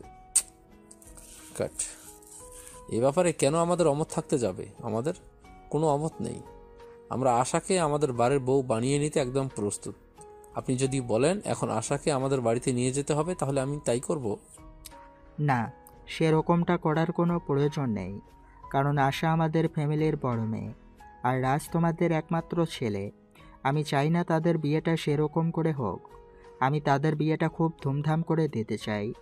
এলাকায় সাড়া ফেলতে চাই, সবাই যাতে বলতে পারে আমাদের বাড়ির বিয়ের কথা। আচ্ছা ঠিক আছে, কোনো সমস্যা নেই। আসলে আশাকে আমাদের সবারই খুব পছন্দ হয়েছে, তাই আর কি। তাহলে আপনি কি কিছু ভেবেছেন ওদের বিয়ের ব্যাপারে? কবে ডেট ফিক্সড করতে চান? আমি আসলে লম্বা চওড়া কোনো ডেট নিতে চাই না। আগামী সপ্তাহের ওদের বিয়ে দিতে চাই। এক সপ্তাহ বিয়ের কেনাকাটা আর সমস্ত ঝামেলা শেষ করার জন্য যথেষ্ট সময়। আচ্ছা দুলাভাই, ঠিক আছে, কোনো সমস্যা নেই। আমি এক সপ্তাহে আমাদের সব কিছু ম্যানেজ করে নিতে পারবো। তবে একটাই সমস্যা, আমাদের একটা ইচ্ছে। আমি আমার পুত্রবধূর জন্য সমস্ত গয়নাগাটি আর বিয়ের সমস্ত কেনাকাটা দুবাই থেকে করতে চাই। এইটা আবার সমস্যার কোনো কিছু হলো নাকি? এখনও অনলাইনে সব কিছুই করা যায়। তুমি চাইলে তোমার পুত্রবধূর জন্য গয়না থেকে শুরু করে সমস্ত কিছু অনলাইনে কেনাকাটা করতে পারো। তুমি 3 দিনের মধ্যে সব কিছু হাতে পেয়ে যাবে, কোনো সমস্যা হবে না। তোমাকে পাসপোর্ট ভিসার জন্য দৌড়াদৌড়িও করতে হবে না। তাই নাকি দুলাভাই? এ ব্যাপারে আমার কোনো কিছুই জানা ছিল না। যাই হোক, আপনি যখন বলেছেন তখন আমি সেটাই করব। তবে আগামীকাল থেকে শুরু হবে আমাদের বিয়ের সমস্ত আয়োজন। অতঃপর ফ্যামিলির মানুষজন সবাই মিলে আরও অনেক কথাবার্তা বলে রাত প্রায় 2টো নাগাদ সবাই নিজেদের রুমে ঘুমাতে চলে গেল। পরের দিন সকালবেলা ঘুম থেকে উঠেই রাজের আব্বু রাজকে বলল, তো মিস্টার, এবার তো আপনার বিয়ে ফাইনাল হয়ে গেল। এবার আপনি আমাদের সঙ্গে চলুন, বিয়ের সমস্ত অ্যারেঞ্জমেন্ট করতে হবে আপনার। বিয়ে বলে কথা। আমি পারবো না তোমাদের সঙ্গে চলে যেতে। আমার বউটাকে একা রেখে আমি আমার বউয়ের কাছেই থাকবো। তোমরা গিয়ে সমস্ত কিছুর আয়োজন করো। আমি বিয়ের আগের দিন রাত্রিবেলা বাড়িতে চলে যাব। তখন রাজের আব্বু আর কোনো কথা না বলে রাজের আম্মুকে নিয়ে সেখান থেকে চলে গেল। এদিকে কিছুক্ষণ পর আশা রাজের কাছে আসলো আর বলল, শোন, তুই কিন্তু নিজের কপালে নিজেই শনি ডেকে আনছিস। আমি কিন্তু কোনো দিনই তোর সঙ্গে সংসার করব না। আমি তোকে ভালোবাসি না, তুই কেন সেটা বুঝতে পারছিস না? তুই আজ আমাকে ভালো নাই বাসলে আগামীকাল তো তুই আমাকে ভালোবাসবি, সেটা আমি খুব ভালো করেই জানি। যাই হোক, বিয়ের প্রস্তুতি নেই। আমি বুঝতে পারি না একটা মানুষ কত নাম্বার ছ্যাঁচড়া হলে তার বিপরীতের মানুষটা তাকে ভালোবাসে না, তাকে সহ্য করতে পারে না, সেটা জেনেও তার পেছনে পড়ে থাকে। এটাকে ভালোবাসা বলে? ভালোবাসার জন্য মানুষ সব কিছুই করতে পারে, আর আমি তোর এইটুকু অপমান সহ্য করতে পারবো না। তোর যা ইচ্ছা তাই করতে পারিস, আমার তোকে কিছুই বলার নেই, কারণ তুই তো একটা নির্লজ্জ বেহায়া। তোকে যাই কিছু বলি না কেন সেগুলো তোর গায়ে লাগবে না, কারণ তুই তো তোর গায়ে গন্ডারের চামড়া পরে আছিস। হ্যাঁ, তুই একদম ঠিক কথাই বলেছিস। কাউকে ভালোবাসতে হলে নিজের গায়ে গন্ডারের চামড়া লাগাতে হয়, তা না হলে তো ভালোবাসার মানুষটা থাকবে না। ভালোবাসার মানুষগুলো বড্ড অভিমানের রাগী আর বদমেজাজি হয়। তাদের এইসব অত্যাচার সহ্য করার জন্য নিজের গায়ের চামড়াকে গন্ডারের চামড়া বানাতে হয়, তা না হলে ভালোবাসার স্বীকৃতি পায় না। তুই যাই কিছু করিস না কেন, তোর ভালোবাসা কোনোদিনই স্বীকৃতি পাবে না, এটা তুই নিশ্চিন্ত থাকতে পারিস। এই কথা বলে আশা সেখান থেকে চলে যেতে চাইছিল, তখনই রাজ পিছন থেকে আশার হাতটা ধরে ফেলে আর টান দিয়ে নিজের কাছে টেনে নেয়। আশা তখন রাগে কটমট করতে থাকে আর বলতে থাকে, এসব কি হচ্ছে? আমাকে ছেড়ে দে বলছি না, তোর না হলে কিন্তু তোর সঙ্গে খারাপ কিছু হয়ে যাবে, এটা আমি তোকে বলে দিলাম। কিছুই হবে না, কারণ আমি এখন তো লাইসেন্স পেতে চলেছি। সবাই জানে আমি তোকে ভালোবাসি। এখন যদি অন স্ক্রিনে রোম্যান্স করি তাও কেউ কিছু বলবে না। তুই ছাড়বি আমাকে? ছাড়বি না? দেখ, আমার কিন্তু এখন একদম মেজাজ খারাপ হয়ে যাচ্ছে, আর আমার মেজাজ খারাপ হলে আমি কি করতে পারি সেটা কিন্তু তুই ভালো করেই জানিস। এরপর আশাকে আর কোনো কথা বলার সুযোগ না দিয়ে রাজ আশার ঠোঁট দুটো নিজের দখলে নিয়ে নিল আর আশার মাথাটা চেপে ধরে ইচ্ছামতো কিস করতে থাকলো। আশা অনেক চেষ্টা করছিল নিজেকে ছাড়ানোর জন্য, কিন্তু কোনোভাবেই ছাড়াতে পারছিল না। একটা পুরুষ মানুষের সঙ্গে একটা মেয়ে মানুষ কি করে পেরে উঠবে? কিছুক্ষণ পর রাজ যখন আশাকে ছেড়ে দিল, তখন আশা রাজকে একটা চড় মেরে বলল, অসভ্য নির্লজ্জ বেহায়া একটা ছেলে, এত অপমান করি তাও তোর গায়ে লাগে না? তোর শরীরে আসলেই গন্ডারের চামড়া, তুই এরকম কেন বলতো? কারণ আমি তোকে ভালোবাসি।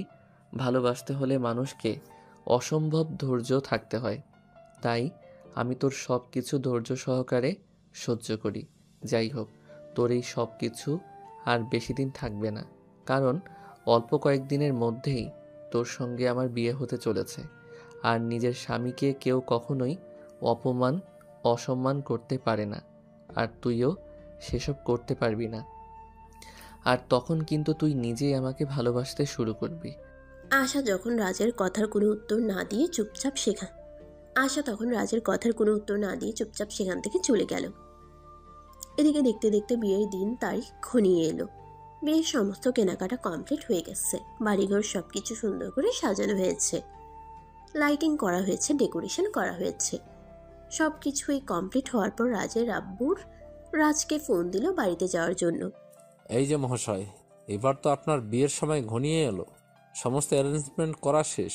এবার আপনাকে বাড়িতে আসতে হবে, কারণ কাল আপনার গায়ে হলুদ আর পরশু আপনার বিয়ে। আব্বু, তুমি এভাবে কেন কথা বলছো? আমার বিয়ে সেটা কত আনন্দের বিষয়, সেটা তুমি জানো নাকি জেনে শুনে তুমি আমার সঙ্গে ইয়ার্কি করছো? তুই আমার একমাত্র আদরের ছেলে, তোর পরে আর কোনো সন্তান নেই। তোর প্রতি ভালোবাসাটা কমে যাবে বলে আমি তোকে অবহেলা কি করে করি? তুই তো আমার 7 রাজার ধন, তুই আমার জীবনের সব কিছু। যাই হোক, এখন কথা না বাড়িয়ে আজকে বিকেলেই বাড়িতে চলে আয়। আগামীকাল সকাল থেকে বাড়িতে হলুদের অনুষ্ঠান শুরু হবে। তোর গায়ের হলুদ দিয়ে তোর বউয়ের গায়ে হলুদ হবে। আচ্ছা বাবা, ঠিক আছে, কোনো সমস্যা নেই। আমি আজ বিকালে চলে আসছি, এখন ফোনটা রাখো। আমি একটু আমার বউটার কাছে যাই আর আমার বউটাকে এই খুশির খবরটা দিয়ে আসি। এই কথা বলে রাজ আর কোনো উত্তরের অপেক্ষা না করেই ফোনটা কেটে দিল আর সঙ্গে সঙ্গে আশার রুমে চলে গেল। আশা তখন ফোনে ফেসবুকে নিউজ ফিড স্ক্রলিং করছিল। রাজ রুমে এসে সেটা দেখেও সে না দেখার ভান করে শুয়ে রইল। তখন রাজ তার পাশে গিয়ে বসলো আর তার হাতটা ধরে বলল, প্রেয়সী, এই তো আর অল্প কিছুটা সময়, তারপরেই তুমি সম্পূর্ণ আমার হতে চলেছ। আগামীকালকেই কিন্তু তোমার আর আমার গায়ে হলুদ, আর তারপরের দিন বিয়ে। তারপর থেকে তুমি ফাইনালি আমার। আচ্ছা ঠিক আছে, সেটা সময় হলে দেখা যাবে, যখন তুই আমাকে বিয়ে করতে পারবি তখন। ঠিক আছে, তাহলে এই অপেক্ষায় থেকো। আগামীকাল গায়ে হলুদ, আর পরশু আসছি তোমাকে নিতে। আমি কিন্তু তোমাকে নিয়েই এই বাড়ি থেকে বের হব, এটা আমার প্রমিস। এই কথা বলে তারপর আর এক মুহূর্ত দেরি না করে রাজ সেখান থেকে বের হয়ে চলে গেল নিজের বাড়ির উদ্দেশ্যে। বাড়িতে পৌঁছাতেই তার প্রায় সন্ধ্যা হয়ে গেল। বাড়িতে তার দাদার বাড়ির মেহমানরা অপেক্ষা করছিল। সে বাড়িতে পৌঁছাতেই তার দাদু তাকে বলল, আমার দাদু ভাইটা এত বড় হয়ে গেছে সেটা তো আমাদের কারোরই খেয়ালই ছিল না। এই তো সেদিন ছোট বাচ্চাটা হলো, আর আজকে তার বিয়ের তোড়জোড় চলছে। কয়দিন পর তার ঘরে একটা ছোট্ট ফুটফুটে বাবু আসবে। হ্যাঁ দাদু, তাই যেন হয়। তুমি দোয়া করো যাতে খুব তাড়াতাড়ি একটা ছোট্ট বাবু আমাদের বাড়িতে আসে। সেটা আবার বলতে হয় নাকি? আমি যখন থেকে তোর বিয়ের খবর শুনেছি তখন থেকে নামাজ পড়ে আল্লাহর কাছে দোয়া করছি যেন কিছুদিনের মধ্যেই আমার দাদু ভাইয়ের ঘরে ছোট্ট ফুটফুটে একটা বাবু আসে। এখন তুমি এখানে কথা না বাড়িয়ে ভেতরে যাও। তোমার চাচাতো ভাই বোনেরা এসেছে, তোমার জন্য অপেক্ষা করছে। অতঃপর রাজ সেখানে আর দেরি না করে ভিতরে চলে গেল। তার চাচাতো ভাই বোনদের সঙ্গে আড্ডা দিতে থাকলো। এভাবেই কেটে গেল সেই দিনটা। বড়দিন গায়ে হলুদের অনুষ্ঠান হয়ে গেল। রাতের বেলা রাজ আশাকে ফোন করলো। আশা তার ফোনটা ধরতে চাইছিল না, কিন্তু পরপর রাজ ফোন করেই চলেছিল, তাই বাধ্য হয়ে তাকে ফোনটা রিসিভ করতে হলো। ও ম্যাডাম, এবার তো আপনার বিশ্বাস হলো যে আপনি সত্যি সত্যি আমার হতে চলেছেন? ফাজলামো মার্কা কথাবার্তা বাদ দিয়ে তুই আমাকে এটা বল, তুই আমাকে ফোন কেন করেছিস? ফোন করেছি এই কারণেই যে আমি তোকে জানাতে চাই আগামীকাল আসছি, আর তোকে কিন্তু আমার সঙ্গে নিয়ে আসবো। আর তারপর কিন্তু দীর্ঘ ২৬ বছরের মানুষ কামনা পূরণ করব। আশা তখন কোনো কথা না বলেই ফোনটা কেটে দিল, কারণ তাকে মেহেন্দি পরানো হচ্ছিল। আর তার চাচাতো মামাতো ভাই বোনেরা তো আশেপাশেই ছিল, আর সবাই সেগুলো শুনছিল। রিমি তো কথাটা শুনে পাশ থেকে বলেই উঠল, কি রে আপু, ফোনটা কেটে দিলি কেন? দুলাভাই তোর সঙ্গে কত রোমান্টিক করে কথা বলছিল, ফোনটা কেটে দেয়া কিন্তু একদমই ঠিক হয় নাই। আমাদেরকেও একটু শিখতে দে, বিয়ের পর কিভাবে বরের সঙ্গে রোম্যান্স করব। একদম চর মেরে সব কটা দাঁত ফেলে দেব বলে দিলাম। বজ্জাতের হাড্ডি হয়েছে সেটা একটা, তোদেরকে এইসব কথা শুনতে কে বলেছে? চুপচাপ এখান থেকে চলে যা বলছি, তা না হলে কিন্তু মায়ের খাবি। দেখ, আমাদের সঙ্গে এইরকম করে কোনো লাভ নেই, যেটা সত্যি সেটাই বলছি। দুলাভাই সব তোর সঙ্গে রোমান্টিক কথা বলছিল, সেগুলো আমাদের শুনতে দিলে কি এমন সমস্যা হতো? একটা কাজ কর, তুই আবার দুলাভাইকে ফোন দে, আর ফোনটা লাউডে দে, আমরা শুনি দুলাভাই তোকে কি বলে। আশা তখন সেসব কথাবার্তা শুনে চিৎকার চেঁচামেচি করতে শুরু করলো। তাই রিমি আর কোনো কথা না বলে সবাইকে নিয়ে সেখান থেকে চলে গেল, আর মেহেন্দি আর্টিস্টকে মেহেন্দি দেওয়া শেষ করতে বলল, এই যে আপনি প্লিজ তাড়াতাড়ি মেহেন্দি দেওয়া শেষ করুন, রাত অনেক হয়ে গেছে। বাড়ির আরও অনেক ছেলেমেয়েরা বাকি আছে মেহেন্দি পরতে, তাদেরকেও মেহেন্দি পরাতে হবে। এই বিয়ে তো আমার হচ্ছে, তোরা কেন মেহেন্দি পরবি? আর্টিস্ট তোদেরকে মেহেন্দি পরাবে না, কারণ যেই এক মেহেন্দি পরবে তাকেই এখন আমার বদলিতে বিয়ের পিঁড়িতে বসতে হবে। তুই কি মগের মূল্য পেয়েছিস নাকি এটা? তুই তোর কাছে রেখে দে, কারণ বিয়েতে সবাই মেহেন্দি পরে। তোর মেহেন্দি দেওয়া শেষ হলে তুই এখানে চুপচাপ বসে থাক, কাউকে বিরক্ত করিস না। এই বলে রিমি সেখান থেকে চলে গেল। আর এদিকে আর্টিস্ট আশাকে মেহেন্দি দেওয়া শেষ করে বাড়িতে সবাইকে মেহেন্দি দিয়ে দিল। এই দেখে মেহেন্দি দেওয়া হতে হতে ভোর হয়ে গেল। তারপর ভোরের আলো ফুটতে না ফুটতেই বাড়িতে বিয়ের তোড়জোড় শুরু হয়ে গেল। সবাই ব্যস্ত হয়ে পড়ল। রাজের বাড়িতেও বিয়ের আয়োজন শুরু হয়ে গেল। কি ব্যাপার রাজ, তুই এখানে পড়ে পড়ে ঘুমাচ্ছিস কেন? আজ তো তোর বিয়ে, সেটা কি তুই ভুলে গেছিস নাকি? আরে আম্মু, এতক্ষণে তোমার সময় হলো? তুমি আরও আগে কেন আমাকে ডাকতে এলে না? সকাল 7টা বেজে গেছে। জীবনে প্রথমবার বিয়ে করতে যাচ্ছি বলে কথা, তুমি আমাকে আরও আগে ডাকতে। আমি কি ভেবেছিলাম তুই আরও অনেকক্ষণ আগেই ঘুম থেকে উঠে পড়ে গেছিস, তাই আমি তোকে ডাকতে আসিনি। যাই হোক, সবে মাত্র সকাল 7টা, ঘুম থেকে ওঠ আর তৈরি হয়ে নে। আম্মু, আসলে এতদিন ধরে আমার বউটাকে পাহারা দিচ্ছিলাম যাতে পালিয়ে যেতে না পারে, তাই রাতের বেলা ঠিকমতো ঘুমাতে পারিনি। আর আজ যখন ফ্রি হয়ে একটু বিছানায় শুইলাম, অমনি রাজ্যের যত ঘুম আমার চোখে চলে আসলো, তাই ঘুম থেকে উঠতে দেরি হয়ে গেল। দয়া করে আপনি এবার রাজের কথা বলা বন্ধ করুন আর বিছানা থেকে নেমে ফ্রেশ হতে চলুন। আপনার বাজে কথা অনেক শুনেছি, আজকেই শেষ। আজকের পর আর কখনো আপনার এসব বাজে কথা শুনবো না। এই কথা বলে রাজের আম্মু সেখান থেকে বের হয়ে চলে গেল। এদিকে রাজ বিছানা থেকে নেমে ফ্রেশ হয়ে তৈরি হয়ে নিল। সকাল 10টা নাগাদ সবাই তৈরি হয়ে আশাদের বাড়িতে চলে গেল। সেখানে পৌঁছাতে 4 ঘন্টার বেশি সময় লাগলো, কারণ সেটা গ্রামের এলাকা ছিল আর অনেকটা দূরে ছিল। অতঃপর বিয়ের সমস্ত নিয়ম নীতি শেষ হলে আশাকে নিয়ে রাজদের বাড়ির উদ্দেশ্যে রওনা দিল। রাজ আর আশা দুজনেই গাড়িতে পাশাপাশি বসে আছে, কিন্তু কেউই কোনো কথা বলছে না। রাজ মনে মনে ভাবতে লাগলো, ডার্লিং, এখন তোমাকে কিছুই বলবো না। আগে তোমাকে বাড়িতে নিয়ে যাই, তারপর সুদে আসলে সব তোমাকে বুঝিয়ে দেব। তখন তুমি বুঝতে পারবে কত ধানে কত চাল। অপরদিকে আশা মনে মনে ঠিক তার উল্টো কথা ভাবছে। তুই যাই কিছু করিস না কেন, আমি কোনো দিনই তোর মনের আশা পূরণ হতে দেব না। কারণ আমার ফ্যামিলি আমাকে তোর সঙ্গে জোর করেই একরকম বিয়েটা দিয়েছে, কারণ আমি তোকে কোনো দিনই বিয়ে করতে চাইনি।